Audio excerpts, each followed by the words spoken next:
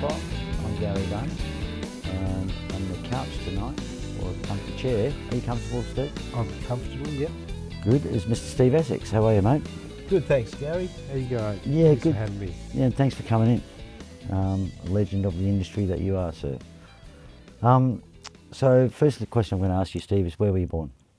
Where was I born? I was born in Perth, St Anne's Hospital in Mount Lawley. Yep. And so a long time ago. A long time ago. Not as long as me.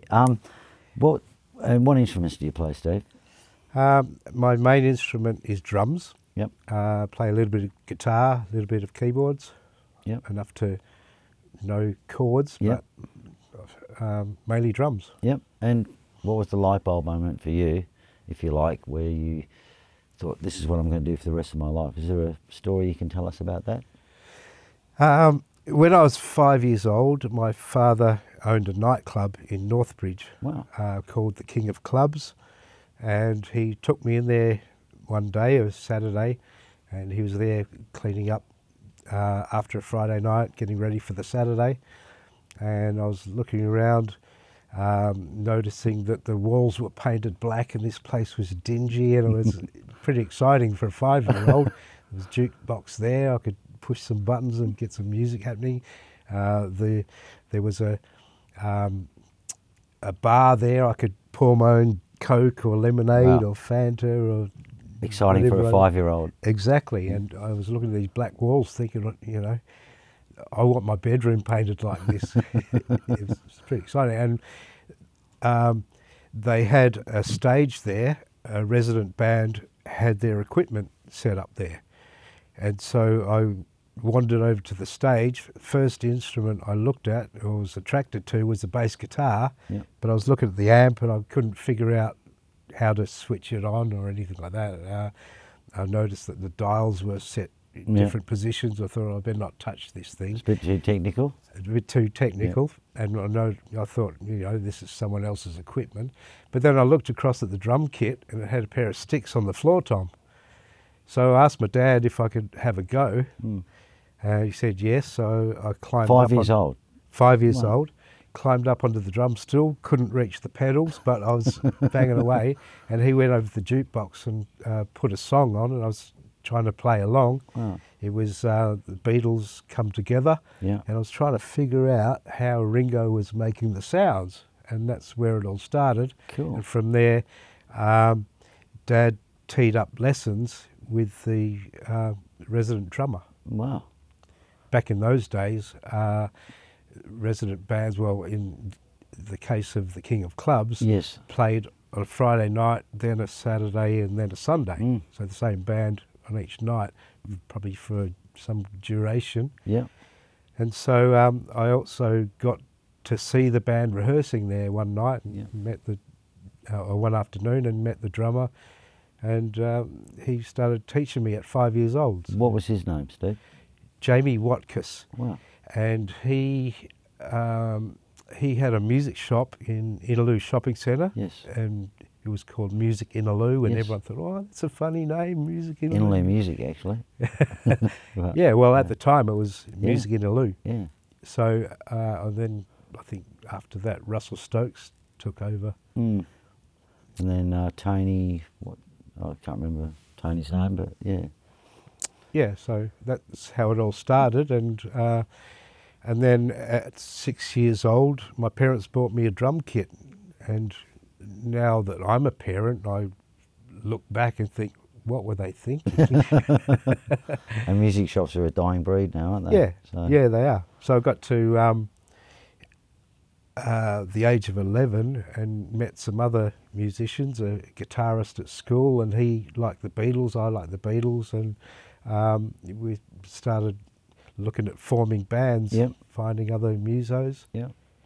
So for me, being a drummer, it was about having other people around who could play instruments to make the songs happen. So even today, when I get on stage, it's about the clockwork, the machine on stage, of everyone contributing, and that's what I really enjoy.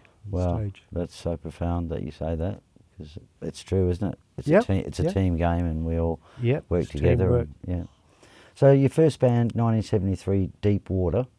Who was in that band? Deep Water was, it was actually primary school band. A friend, Steve Harnett, he used to bring his acoustic guitar to school and a Beatles songbook, and we'd sit there at recess and I'd be singing harmonies along to these Beatles songs. And is that where you became, because I mean we've worked together and your vocals are amazing actually. Oh, thank you. I loved singing harmonies, and I learned to be able to pick harmonies at a young age, and the fact that my mother played piano, we had a piano in the house, and she taught me a few chords and I understood harmonies, and by studying the Beatles I kind of worked out what a harmony was, and I was able to, when someone sang something, I could put a third or a fifth to it. And then learned this thing called a seventh, and that was amazing.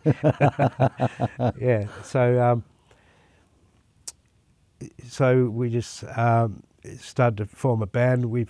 Another friend of ours played piano, and our first gig consisted of guitar, drums and piano.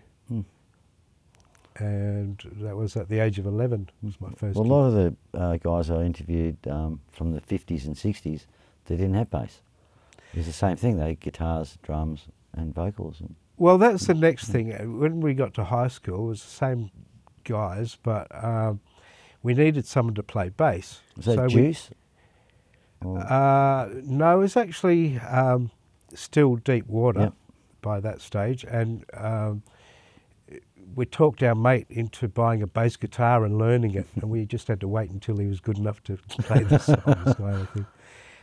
And then I met up with some other guys. There was a band around back then called the Blood Brothers, and two brothers, Gary and Vince Lewis, and a guitarist called Mike Wiltshire, and they seemed to be doing all the gigs around town, doing floor shows, and they were on telethon, and because I was that similar age, I was thinking, they're game, they're on TV and doing all this stuff. Wasn't Mike in the Prefix? Yeah, Mike Wiltshire, I know who you're talking about, Yep. And it just so happened that Mike, who you're talking about, went to the same high school. Wow. So, there's a bit of a connection there. And so I met some other musos at a young age. I used to do what I'd call a music shop crawl back then on Saturdays, and go into town, catch a bus into Perth. Musgroves, Voxadian. Musgroves, Voxadian, what else? Piano, music. accordion, clef music. Yeah, did all that. Colin Lovelady. Couldn't afford to buy anything, felt bad going. But it was great just looking and seeing all that. Probably walked away with a guitar pick, or, if we saved up a distortion pedal or something. The old big muff and I met Chris Brady there. He worked at Voxadian. Yeah, he worked there with Neil Farrington. So Deuce in 1976, Michael Wilshire, Prefix, he played with Harlequin, I think as well, didn't he? Harlequin, he played with Harlequin Tears. And then pub gigs in 1980 with the Reserves. Yeah, well, through the high school years, I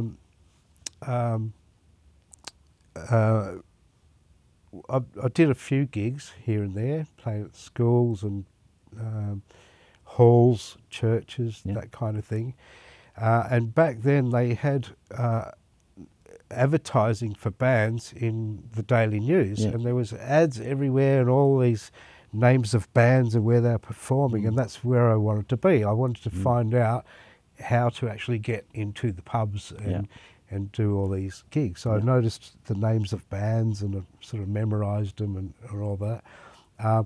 So there was a sort of an evolution because of the fact that I was the drummer. I kind of took it upon myself to audition people and be the one to make the phone calls and try and organise it. And I was just keen to get there and get out in the pubs. And so when I got my driver's licence, I was at pub age. I'd go around and check out these bands I'd seen advertised, including bands you were in. You know, I used to see your teeth, your smiling face. well, you actually rocked up to our place one day when I was a teenager, and we were rehearsing. This was probably Deuce, and I was probably around 16 or 17, practicing in the garage, and you turned up, and we thought, oh, Gary Dunn, he's out there doing it. That's what we want to do. So we just, you know, respected your opinion, and you probably told us we were crap and everything. Oh, did I? No. Yes, he told us we were crap. Did We've I got to scare really you? listen. No, we took your advice, you know, and practice harder and all of that kind of thing. So it's good.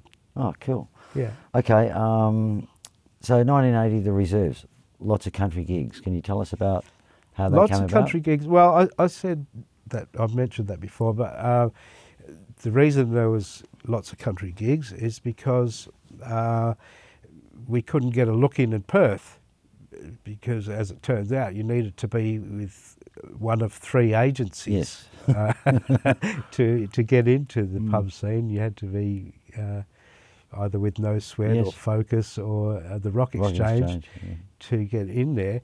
But we decided it was a good idea to get a manager, so we advertised for a manager. We got a guy called Ken McMillan who came from the Eastern States, and he said, "Oh yeah, I'll get you gigs," but he couldn't really get us any Perth gigs, so he got us a few country gigs.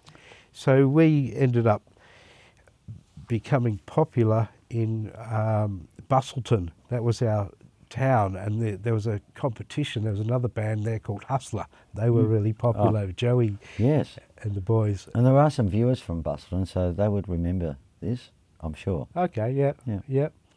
I mean, it's a while ago, but we were playing a lot of 60s songs and having fun with it, and it just so happened we're popular down there, and in Busselton, but also Bunbury. Yeah. So, and then from there, you know, the lineup changes, people left, and I kept auditioning people, and it was still the Reserves. And where the name came from, we had a bass player called Lloyd Allenson, who ended up being with the Flying Fonzarellis. He was a left-hander, great bass player, lovely guy, and he came up with the name Reserves, and Reserves was meant to be an army theme. So we went down the army surplus and bought all the khaki outfits. And wasn't Pete Borg in that band? Hand grenades. Yes, he came along, and I was the one auditioning people. And when we got Pete in the band, he was that type of person as well, and he had a bit of experience. So he helped me organise so I could sort of take the pressure. And one of the reasons why I was organising was because my dad built a house we moved into that had a music studio in there, so soundproof room. So the band rehearsed at my place. Yeah. Cool. So I was kind of the leader. And we had John Calabrese playing keyboards. We had, who else? We had a guy called Dave Barraclough playing guitar, and he ended up playing bass for Mental as Anything for about 12 years. And he left, and we looking for a guitarist, and I was the one putting the ads in the paper and trying to find people and holding the auditions at my home. So I got a phone call from a friend of mine who suggested that there was a young guitarist who was really good practicing at a place in North Perth called Major Music on Charles Street there, which was a music shop run by a guy called Tony, but they also had a couple of rehearsal rooms there. So apparently there was a young band. They didn't have an agent or anything, and the guitarists were really good. So I went and had a look, checked them out, and I don't like to admit this, but I knocked on the door, walked in and pretended I was an agent to give them some work. Your credibility went from here to there. all of a Yeah, sudden. yeah, that's right. Yeah, so I had a listen to a few songs, and I asked them what their band was called. You know, and they just said they're writing songs, and they didn't have any work, didn't have an agent or anything like that. And I asked them what the name of the band was, and they said, we don't have a name, but and the guitarist, the guy I was looking at, his name's Mark Lizotte. Yep. We now know him as Diesel. Yep. He's gone on to bigger and better things. Yep. And he said, we're thinking of calling the band Swan. And I thought, oh yeah, Swan River, you know, you're in Perth. And he said, no, Swan stands for Still Without a Name. I thought, that's pretty clever. You know, so, The old. yeah, and strangely, he's married into the Swan family. There you go. Yeah, yeah, another strange coincidence. Fantastic. But I couldn't bring myself to, you know, stealing a guitarist from a rehearsing band. So what I did, I went at the time. By then we were managed by No Sweat. We'd gone to No Sweat agency, and I went into Peter Hayes' office. I said, look, I've just checked out this young band, and they're pretty good. I reckon you should take them on. Because he went and signed them up, innocent bystanders. yeah, pretty much. That's the story. And he said, okay, well, I'll get him a gig on Wednesday at the Herdsman. Just let him know. We'll set up a road crew. We'll set the PA up, and I'll go and have a listen to them, and you come along as well. So we did. I went there with Peter Hayes and checked him out. You know, let them know that they had a gig coming up. Yeah. So, did they find out that you weren't really an agent in the end? I don't know. It didn't. It probably wouldn't have mattered to them because they had a gig all of a sudden. Yes. You know, and plus the fact that within a week they had a gig after me walking into the room. So, so I didn't really worry about that too much. But we ended up. Someone said, "Oh, there's this guy called Graham Greene, and he's just finished with a band called the Kim Hart Band." Yeah. And so I was told that on a particular night, and this is kind of dodgy, but on a particular night he was going to be at Blazer's nightclub, and this is what he looks like. So I went to Blazer's nightclub looking around for this person I thought was going to be Graham Greene. You Graham Greene? You Graham Greene? No, it wasn't like that, but I recognised this guy. He was by himself, and it turned out to be him. Asked him if he wanted to join, and he did. Wow. So And the rest is history. the rest is history. 1980 Lovely guy, Yep. you know, one of my best friends. Yeah. He's an And a amazing great player, yeah. Yeah. 1982, Flash Harry. So who was in the original lineup, and can you talk about Flash Harry for me? And Well, the reserves was with Peter Borg, ended up being Mike Kingham, John Calabrese, Bill Hale. Have I missed anyone out? Myself, Borgie,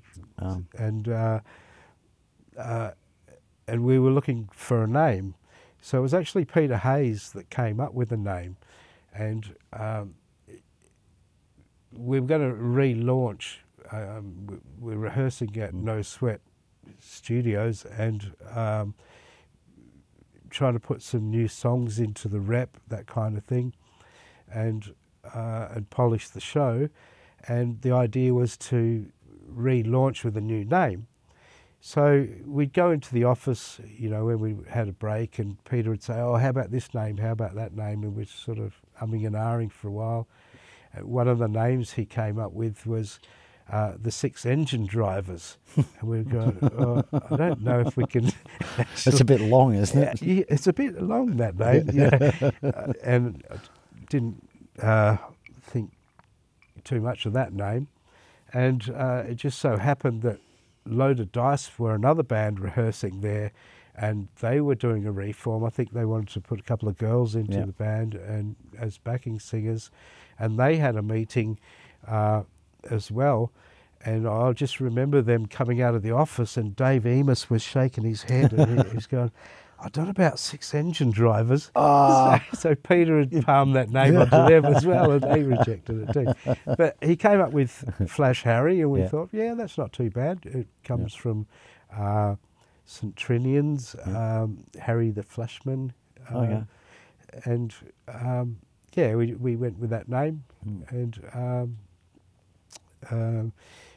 we had Graham in the band. Bill Hale was the singer, Yeah. and he ended up leaving. And I'd heard about this guy called Tyrone Coates. I'd seen him in his band, and I thought he was amazing. Great singer. And it just so happened that he was available at that time, so I was able to contact him, and he came down. And Who was the keyboard player in that band? it was Johnny John Calabrese, and he left, I think, Go to the because Whopper, I think. yeah, he Yeah, went yeah. to the conservatorium and progressed doing that. Yeah. And so we were looking for a keyboard player, obviously, and at the time we just couldn't find one Yeah. anywhere.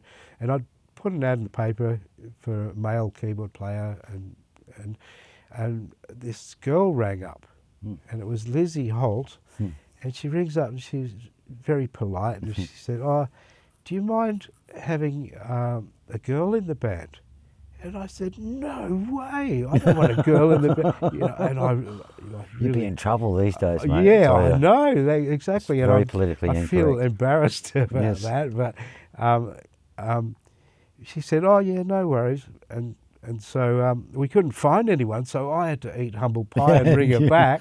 And I she was thought, this great. I know, Yeah. well, and I thought this is not going to go well, but she agreed to come down. Yeah. So she turned up and to a rehearsal audition, and she didn't know any of the songs, never heard of any of the songs we played, and she had a dodgy old keyboard that you couldn't preset, you know, like the drawbar sort of thing for every song, and but you know, she was our new keyboard player, and to relaunch with that lineup, our first gig was in Manjimup, as you do, you know, go away to the country. Manjimup Hotel Wednesday night. Yeah, all of that, and then come licked the back to room. Perth and hit the big time in Perth. So she was a bit nervous. She was kind of inexperienced, and when we got to Manjimup, I said to her, "Look, don't worry about it. If you're not confident, just pick up a tambourine and just dance and just look good, and we'll cover you." So she ended up playing tambourine all night, but eventually, Looking good. looking good, and eventually learning the songs. Yeah. And she didn't have much experience, but she was hanging around with Denise DeMarchi, and Denise sort of coached her into presentation on stage, all of that kind of thing. Yeah. And we ended up with John Pekovic managing us, and he helped Lizzie by introducing her to Paul Ewing, who coached her with programming sounds and that kind of thing, and she progressed. She was amazing. Yeah. Like towards the end of Flash Harry, we were pulling big crowds, 1,000 people at every gig, and people lined up around the venue, all of that sort of thing. And half the people were there to see Lizzie, because she was just amazing by the end of it. Great move you made there, Steve. I reckon getting Lizzie in the band. Yeah, absolutely. And I nearly blew it right from the start. Yeah, that was me. You know. Yeah, so sorry, Lizzie, you know, for that. I've never had a chance to apologise for that. So then Ice Tiger, like 1988. So how did all that come together? Because you recorded an album. Graham obviously wrote songs, and Well, Flash Harry was a cover band. Graham was in Flash Harry, and he was sort of getting bored with that style of music. He wanted to progress into a heavier style, and it was Graham who came up with the idea of the Ice Tiger style of music, which was basically American glam rock. Glam rock, yeah. The studded belts and the big hair and all of that. And I used to hear the stories because I worked with Greg Garbellini then at Cosmic. Yeah, well, Greg was in the original lineup of Ice Tiger, but it was really Graham's project, and I went with it and learned the songs. the original bass player of Ice Tiger was a guy called Clive Williams, who was in one of my early bands, but he bailed out before the first gig and decided not to continue with it, and they got a guy called Don Benson, who I'd never met, but he was just an amazing player, and tight as anything, and I just loved working with him. He lived up in Kalamunda way, I think. I believe so. Yeah. So we noticed that Ice Tiger sounded good right from the first rehearsal. We had Ben Glatzer mixing us, and I thought Ben was an amazing sound engineer, one of the best in Perth. And we had a lighting guy called Anthony Petruzio. Yes. So what happened with Ice Tiger is every time we learned a new song, the road crew would get the tapes, it was still tapes back then, a cassette sort of thing, but the road crew used to learn the songs with us. So Ben would, as a sound engineer, learn the songs and figure out the effects he was going to use. And Anthony Petruzio, a lighting guy, he would have a drafting board at home. He would draw up all the dimensions of the stages, plot out a light show, and configure it for every song, and know exactly where he's going to place lights. And it's just amazing. Those guys got into it just as much as he used to carry a HB pencil around with him, because remember tapes in those days, and you'd have to... and you could, if it broke, you sticky tape it together. I know. Who was the lead singer in that band? In Ice Tiger, it was Dave Crosby.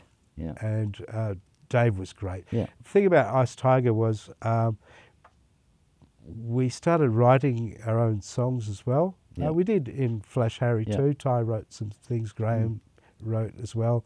But Ice Tiger, everyone was sort of contributing, mainly Don Benson writing the music and Dave Crosby writing the lyrics. And Dave's amazing. He comes up with melody lines that you just never think of. Well, just a wonderful person and a great musician. I loved that band. It was good, and such an amazing production. And we had Mark Allen doing fallback. It was his PA. And he had a pyrotechnics license, so we had the flash pots going off, and it was great.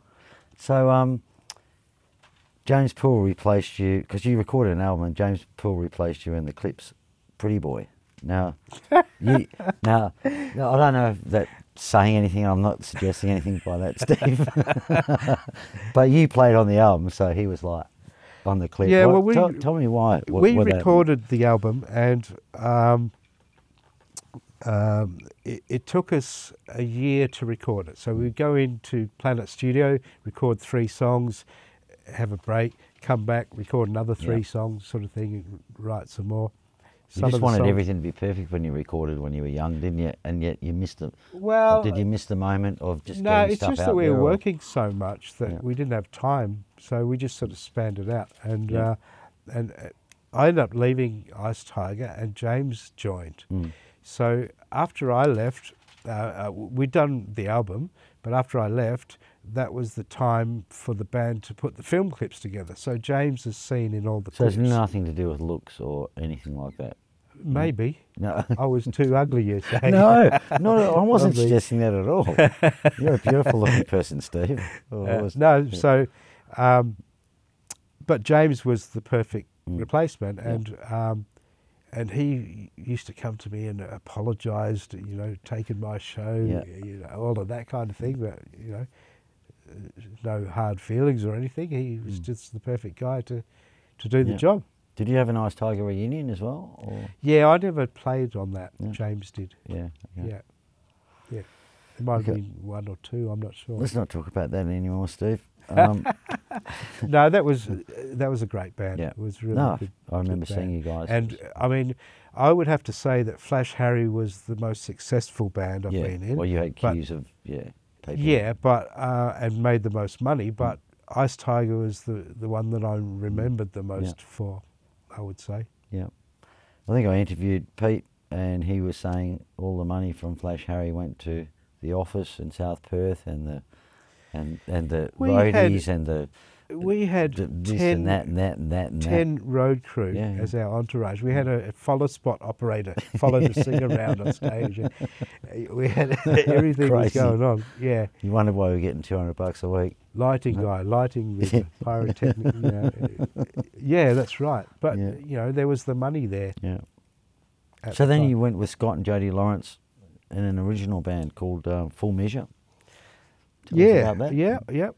Scott and Jodie Lawrence. Well, Jodie is a keyboard player. Scott's a bass player, Yep. and they were in a band called Full Measure, and they called me up, and it turned out to be an original band. So most of the songs were their own, and really it was the first time I'd been in a fully original band, which was great because it gave me the opportunity to put my own style in songs. And I've never really experienced that so much. And it was a great band too, an amazing singer, John Stringer, his name was. Paul Sadler was in the band playing saxophone, quite amazing. Michael Frankus. Oh, on you guitar. I have to ring this because you're just naming too many people. Yeah, look, I'm going to name drop. Is that all right? No, it's great. This is why we want to hear your story and Yeah. and all the people you played with, and everyone everyone in all these interviews are all intertwined in some way. Yeah, Everyone's well, that's played with right. everyone, or That's right. it's You know, I've had some successes and some failures, and the thing that's got me through is just to keep going, just the longevity of it all. And I've met some amazing people, and I've tried to progress and get better along the way. Yeah. And every person I've ever met has contributed in some way. I've sort of picked people's brains and,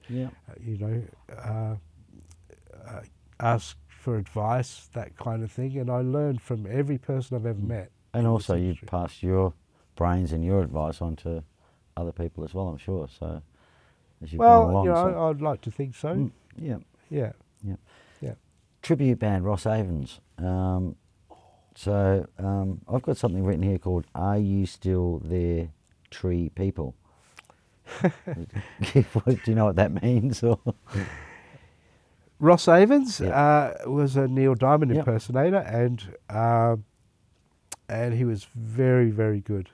Very good, and it was a great band, and strangely it was some of the guys from Ice Tiger. So it's Ice Tiger behind a Neil Diamond impersonator. So it was a tight band, and that comment, that saying you just said there, is Are about, you still there, Tree People? it was something that Neil Diamond said on the Hot August Night album. Yep. And the Ross Avins show was completely about the Hot August Night album. We did it sort of from start to finish kind of thing, and that was our show.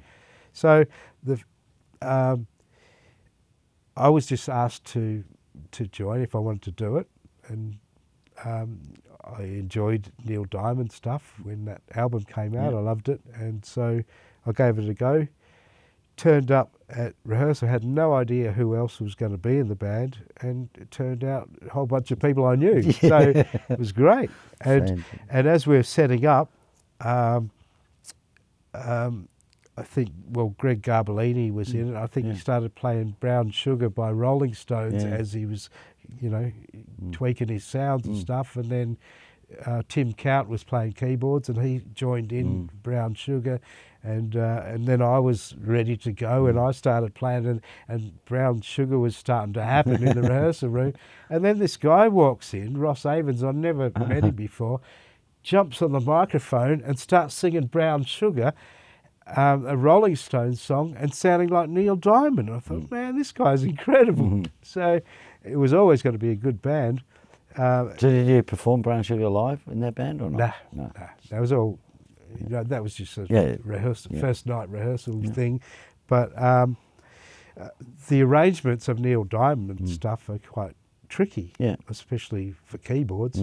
And so, to get your head around the whole show took a bit of time. We had Tim Count there, so that you know, Yeah. How can you go wrong? how can you go wrong? So, So Tim actually turned up to rehearsal, or? yes, he Yeah, did. okay. He did. He was No worries. very good. And, Excellent. and an amazing player. Sorry, Tim. He's stirring him up, I know. So our first gig with Ross Avins was at the Fremantle Yacht Club, and it just went pear-shaped. We forgot arrangements. And it was embarrassing because it was quite a classy venue, and everything went pear-shaped, and we sort of pulled our heads It's not and classy thought, anymore. I play there now. oh, okay. So we pulled our heads in and really honed the show and got it sounding great. Yeah, I remember it was quite big and one of the Yeah, probably the it first was. tribute bands around. Yeah. 1994. It says "Hello, Tom Tapping." Countdown. Countdown, yeah. I bumped into Tom, and I'd known him since he was a DJ for the Motors. Yeah. And he said to me, I've got this idea of playing some 70s songs a la Countdown, the Molly Meldrum show. And he said, I reckon it'd work. And I said, well, I'd be into that, yeah. That was O'Connor's was pretty big there, wasn't it? Yeah, And all that's that. where we started. And so, but this was before that. This was just talking Sorry. about the idea. Yeah. And then eventually he'd teed it up to with the manager of O'Connor's to make that show happen, and he got Mark Donoghue playing bass, and it just so happened that Tom and Mark Donoghue as front people just was an amazing combination. Yeah. So that was a great band. Again, Tim Count was in that band. And Diane. Diane was his wife. backing singer. Yeah. Greg Garbellini again Yeah. was playing in that band. And we just had a great time. Yeah. And the first gig was about 80 people. Next week was 120. Yeah. Next week was 240. And from then on, it was Yeah. full house Yeah. every week. And we were getting paid a fortune because the manager was sort of in on it, and he wanted to make it happen. So he was just paying us a fortune So you did get paid? for a Sunday session. Yeah, cool. It's amazing. Excellent. Yeah, so that was in the 90s, and making a fortune. So that was great. Yep. 2000, you play with Dean Denton in The Kick. Yeah, well, Dean actually, I mean, I knew the Frames, and I knew Dean from years ago, and he actually, there was a time when Ty couldn't do a gig for Flash Harry, and Dean filled in for us, and so he called me up and put a band together, and Denise was in that band. Chuck Hargraves from Uncanny X-Men was there. John Calabrese was in the band, and Good band. that was good. It Yeah. didn't last all that long, but we mainly played the Breakwater Tavern. Yeah, it's quite a tight band. Yeah. It was good. In 2002, back to the cabaret with Music of the Generations. Who was in that band? It was a cabaret thing. A whole bunch of people that that you probably wouldn't know, but Try me. I've got to remember who was actually in it, because okay. that was That's the reason. yeah, because that sort of evolved as well, and you know, trying different people. Jeannie Menzies was a backing singer, and Kay Rabone was another singer. Nathan Lieber played bass. A guy called Clint Beecher was a singer. I remember Clint. But Do you? Yeah, the other names I can't place. But Yeah, we had a few different. A guy called Prosper playing guitar. Yeah. And a few different keyboard players along the way. And that was my first taste of doing cabaret or corporate sort of thing. And they were doing a lot of Motown stuff, and that was completely different to what I'd ever done before in the, you know, the hard rock, Ice Tiger sort of stuff. So it took me a while to actually nail that, but I'm glad I did that because it helped my playing. 2006, Blush with Gary Lewis and Vinnie Lewis. Well, brothers, I've known the them, Lewis brothers. like I said, from the school days. And is that interesting that after all that time you... Yeah. And And Adam, he's sitting over there. Yeah. He was in the Blood Brothers. Adam. Blood Brothers were a three-piece band. They employed Adam as their singer. Well, you went to school with Adam as well, didn't you? And I went to primary school with Adam. Oh, wow. So, yeah. yeah, so we've known each other all this time. Wow. And so there's the connection there. Yeah. And isn't that fantastic as well, that after all that time? yeah, look, you know, and to have friends that you've known for so long, it means a lot. And absolutely. So they called me up to fill in for Blush, and I did that for a little while, and then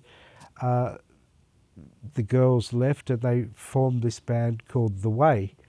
Got a guy called Vaughan Adams singing and formed a band called The Way. And Gary couldn't do the gig. I think he was having trouble with arthritis at the time. He's fine now, but asked me if I could fill in for them in The Way. And so it got so bad for him that he left the band and let me continue with The Way. And that was a great band too.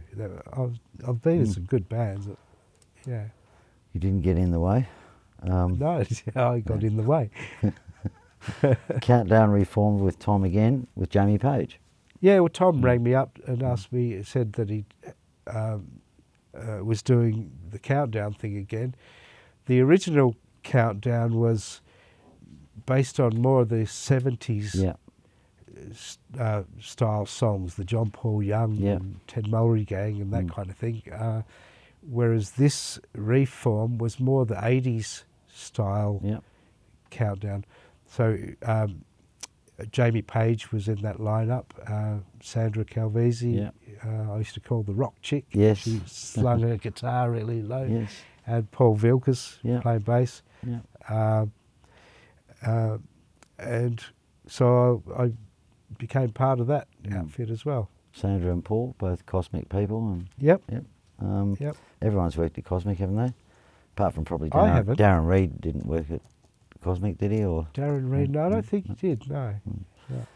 So you had an 80s pub band legends call-up by Mr. Alan Simpson, our producer. So we got to work together for the first time ever. And yeah, that was great. That's when I remember when I think Lance was in the room, we were arguing about harmonies, and then you just came along and went, ah, and sort of fixed everything. Yeah, I tried to sort it out. Yeah. That was good because, you know, got to work with you and some other people I hadn't worked with. Just fantastic, wasn't it? All these bands from the 80s, just representatives from each band, and I knew everyone, but hadn't necessarily done any gigs with everyone. So that was just fantastic. And we ended up doing this thing here for the Concert for Pecco. That which is amazing, actually wasn't it? stuck on there. We've spoken about that. You know, amazing. people like Dave Hole and you know, it's Rick just amazing. Yeah, people that we look up to, and we were on stage with them, and that was very fantastic. humbling. And so now, 2018 or 19, Rising Sun and Retro with Rocco. That's what I'm and, doing now. Yeah, that's what I'm doing now. So cool. So Retro Inc. They're called, Incorporated. They are. Is that a tax thing, the ink, or you know? Not really. It could be. You never know with Rocco. Yeah, I don't know. But that is, I would label them as a cabaret band. Yes. They do pub shows, but they've got many songs. They're very versatile. They got three girls out the front who hold the audience really well and work together. And it's a tight band and really enjoyable to work with. Yep. They nice people. They have backing tracks, so I play to click tracks, which is great for my playing. Yep. So I really enjoy doing that. And I'm also in another band called The Rising Sun, which is a Cold Chisel tribute, and that's an amazing band as well. For, you know, as far as tribute bands go, really authentic. We look nothing like Cold Chisel, but we get up there and play the songs. We've got a guy singing who just blows people away. It's not easy to sing like Jimmy Barnes, but this guy does a great job of it. Is that where you actually got possibly pushed off the stage by one bass player because he wanted to get another drummer in the band. Was that Rising Sun? Or That was was right. Well, it was actually dark, and I didn't see who did Oh, it. okay. Pete, Still I looking know for Pete him. denies it. Okay, he's still looking for him. Because I believe he wanted to get, a producer Simo in the band, and the only way he could do that was... Yeah. No, Pete didn't do it. Yeah. So how did you handle the broken ankle, and was that hard? It must have been hard for you. And It was difficult. I fell off stage, and I thought I twisted my ankle, and it turned out to be broken. And when it happened, I was 5 minutes before I was about to play. So there was a drummer in the audience, stepped up and did the gig for me. Glenn Warber. Glenn wasn't it? Warber Yeah. from Hell's Bells, and Yeah. he got up and Cool. He'd seen the band before, so he knew what it was about. But he was just coincidentally there to enjoy the show, Yeah. and lucky he was. Because we were doing a Pub Legends thing as well. I think Vinnie Correa had to fill in for you, didn't he? Because you couldn't play or something. Yeah, and I was still Healy. I was Yeah. still on crutches, and I came to that show. That's right. Yeah. And I watched Vinnie play, and he was just amazing. He charted everything out, and he sounded great. Yeah. And it was great to see him play. Yeah. Yeah. So you've worked with Chris Brady at Brady Drums. Is there any truth about the rumour about a possible comedy show with Chris? Yeah, well, Chris and I have been friends for a very long time, and He's an interesting guy, isn't he, Chris? he's very interesting. Like I said, I did the music shop crawl in my teens, and I met Chris Brady. He was working at Vox 80 in the drum department, so I probably met him when I was 14. Yeah. And when I was in Flash Harry, he came to a gig and he said, I've just started to build drums. Yeah. And he was sort of just telling everyone he could that he was doing that. Aren't they brilliant drums? Yeah. Yeah. Well, You play them, or you play any of Chris's drums? Brady drum kit, or? well, I was going to say Sorry. that I ended up working for Brady's, and because I was curious to see how drums were built, and so I asked Chris if I could come to the factory and have a look, and then ended up getting a job there. So in the process of building the drums and the fact that I was in working bands, Chris let me take drums home to try out at gigs, brand new things that had never been built before, and I used a few of them on the Ice Tiger album, a few different drum kits and snare drums. So yes, I did. I used the drums, and I managed to, while I was there, build my own drum kit, and I still use it to this day, and it sounds amazing. Yeah, it really does. Well, I don't know if you know Stewie Robertson, but I do know Stewie, and he loves his kit as well. Stewie was actually. I used to teach drums, and he was one of my students. Wow. When he was 17, and he bought a Brady kit, and he still uses it. He still loves it. Sounds great. I see Stewie all the time. Yeah. And Wonderful he was guy. one of the drummers filling in for me when I broke my ankle. Cool. Let's move sideways a bit. What was the biggest influence of music in your life? What influenced you, if there is a band or a person? People in Perth, well, people who taught me the most, sort of thing, I would have to say Chris Brady. Has taught me about drumming, and he knows a lot of people internationally, and explained to me how they think and what sort of things they practice and that kind of thing, and inspired me and taught me some new chops, that kind of thing.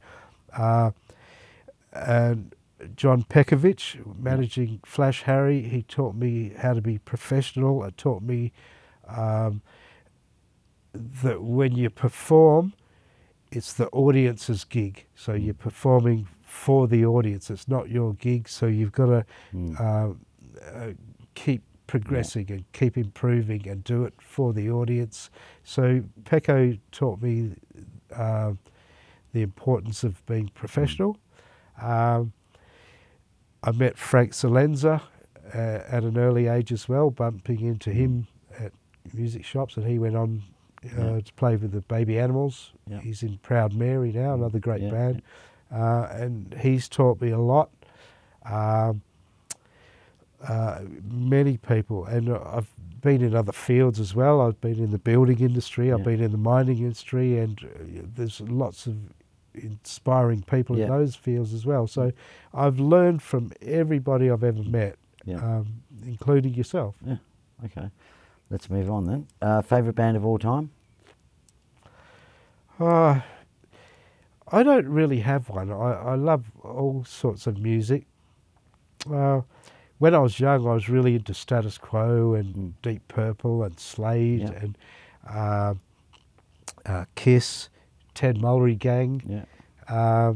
So just a whole pile of yeah, different- just a whole pile.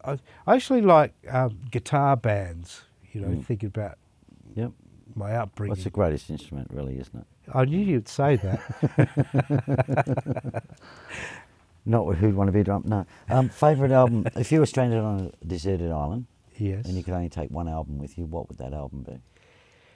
That's a difficult question for me, because I don't think I would take an album, because I've just got so much music floating around in my head. I write songs as well, that I don't even need to take an album. I just kind of entertain myself in my head. So you just hear them?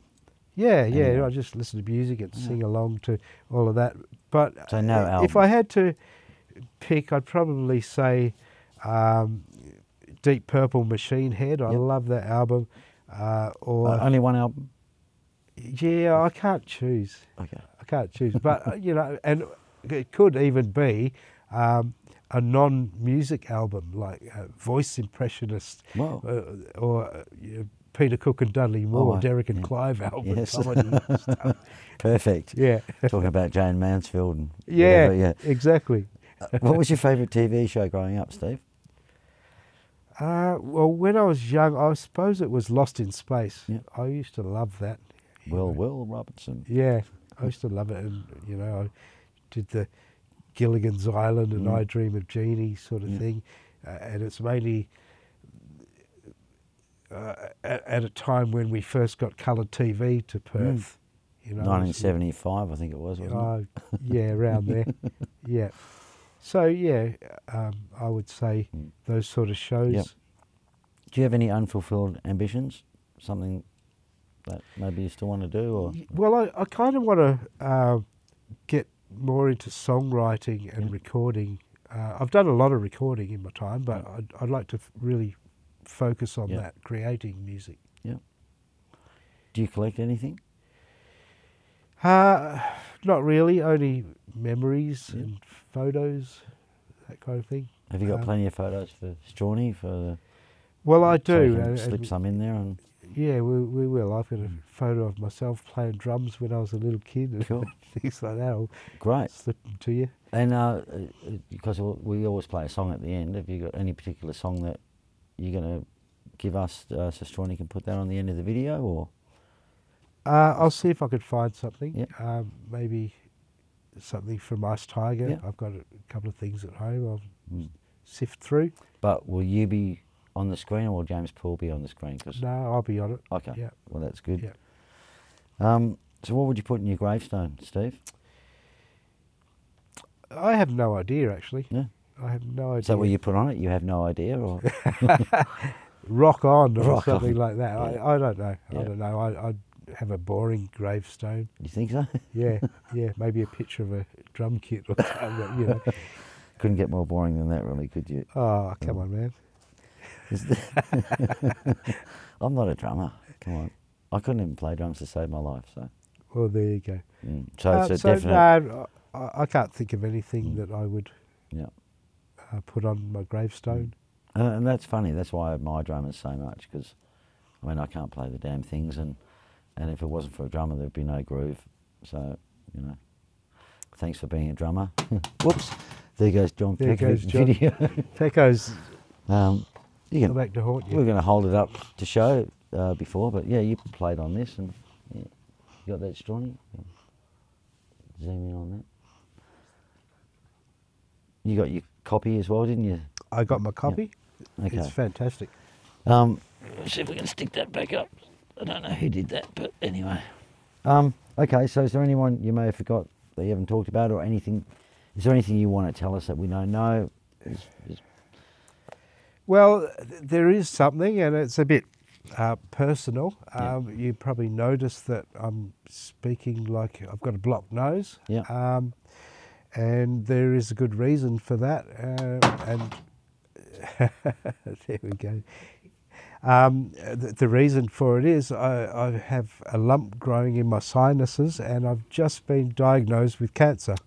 So I've got cancer, and it's probably the right time to announce it, because I know that the word's going to spread around the music industry, and I'm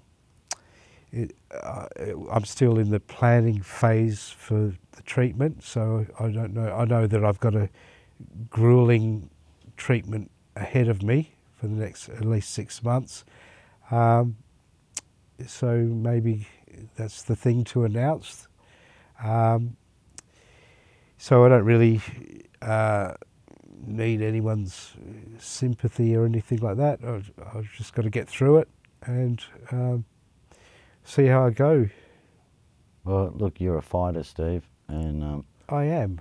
Longevity is my middle name. Yes, you're a smiler, and I mean, your contribution to the music industry has been sensational, and we all know you, and we all respect you, and wish you really good luck with what you're about to go on to, which can't be easy for anyone. So, thank you. I don't know what else to say, but thanks for coming in and telling us your story, because it's very interesting, and you've been a huge contributor, and I thank you for making the effort. And ladies and gentlemen, Mr. Steve Essex, thank you so much. Thank you very much. Don't forget to subscribe to The Profile on YouTube, www.theprofile.com.au, and we'll see you next time. Thank you.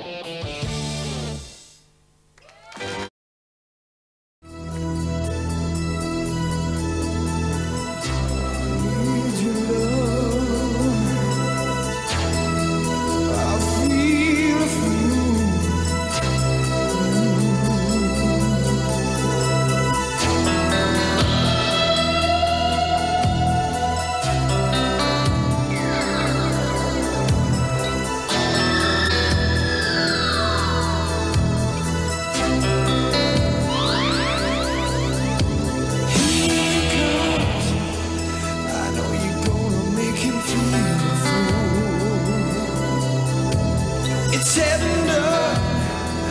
It broke his heart and breaking all the rules. Sometimes I know better than I know myself.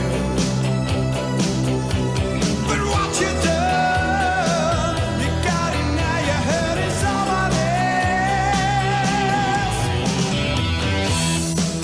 You got it running for cover. You're gonna shoot him in the back. You've never given him a straight line. He's never gonna come back now. You're gonna make him feel a fool again. I never learned. I take advantage and come back again. I said you never know when someone will turn it back on you.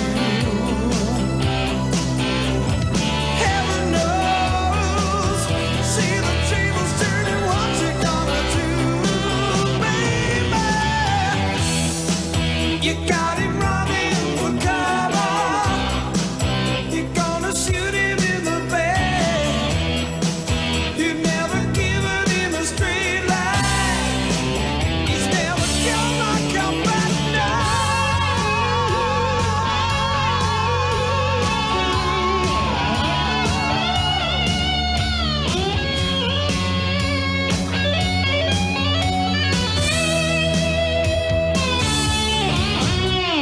Here he comes. I know you're gonna make him feel the fool. It's tender. It broke his heart and breaking all the rules. You never know when someone will turn it back on you. Heaven knows. See the tables turning, what you gonna do, baby? You got him running for cover. You're gonna shoot him in the back. You've never given him a straight line. He's never gonna come back now. You got him running for cover. You're gonna shoot him in the back. You've never given him a straight line. He's never gonna come back now. You got him running for cover. You're gonna shoot him in the back. You know there's no escape this time. Now I'm running from you.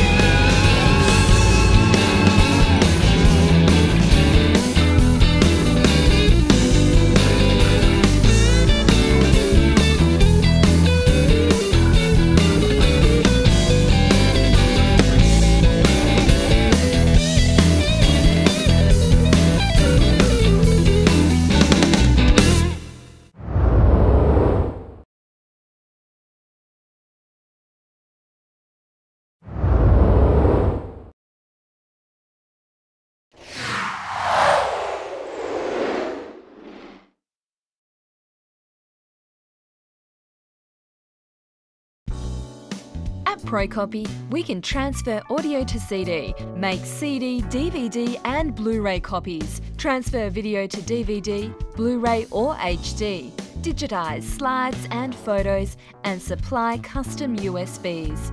You can see more details at procopy.com.au or call us on 08 9375 3902 for more information.